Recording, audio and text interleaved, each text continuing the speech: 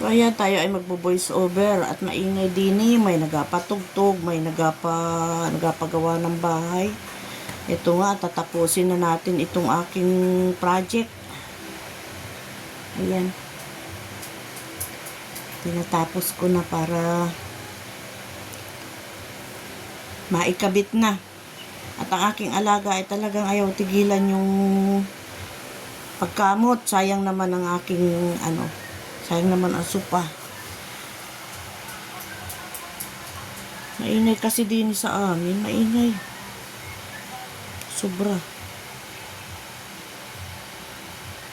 Nalapit-lapit na itong matapos. Nagbubuo lang ako nung laylayan.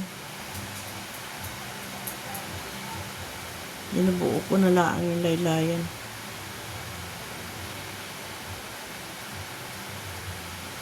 Kaya aking i-voice over maingay.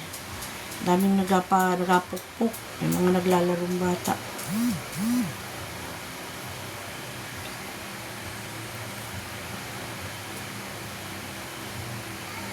Sayang kasi napakamahal ang pagpagawa nito pag aking paggawa pa yan.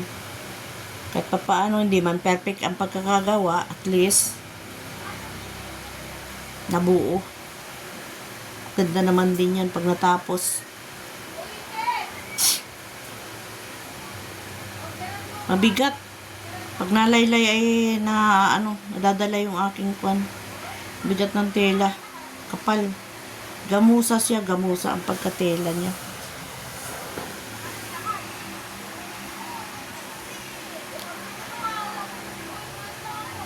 Lapit na rin matapos. Hindi ako masyadong siguro bukas ko natatahian yung isa. At hindi ako makapurma ng pagtrabaho pag ganitong wala kasing pasok. Pinilit ko lang na itong itapusin ngayon dahil ako ay walang pang long video. Pang long video ko ito. Sipag-sipagan kong pag-upload at awa ng Diyos ay talagang gumagalaw naman yung ating revenue. Pag tayo araw-araw ay nagpo-post. Tama nga talaga yung sabi ng iba, sipagan ang pag-upload.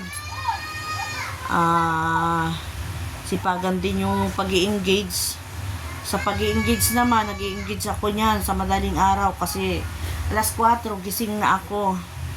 Ayan, nakikipag-engage na ako habang ako ay hindi pa busy. Habang press pa yung aking mata dahil alam niyo pag-engage nakakasakit. Nakakalabo ng paningin, nakakasakit sa mata. Pagka yung lalong masikat ang araw, pag nakipag-engage ka ng matagal, mga 1 oras, ako, dulod-dulod, dubli-dubli na ang paningin, masakit sa mata. Yan, malapit na akong matapos. Ito na nga, ibinaba ko na at isusuot ko na, ilalagay ko na. Pipit na natin sa kanya.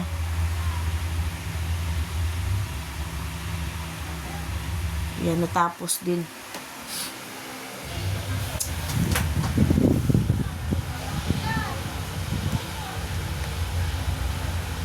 Ayan na, oh. Ayan na, oh. Diba? Kakulay ng aking dingding. Ay, Diyos ko. Magkagawa na naman ang lula ng cover ng sopa. Kahit masakit ang baywang, masakit ang paa, nakakapanahi pa din naman. Hindi naman hadlang yung masakit para hindi makagawa ang mga gawain. Ayan. Naayos ko sa likod. Ganda rin. Ang ganda ng matapos. Masaya naman ako. Kasi nagawan ko na naman ang cover ang aking sopa. Hindi ko iniutos sa iba't hindi ko pinagkagastusan ng pagpapagawa. Ayan. May kaunti rapol sa harap. Di tapos na yung isa. May isa pa akong gagawa yung kapartner na. So, ayan. Hanggang dito na lang ulit ang aking video. Maraming salamat.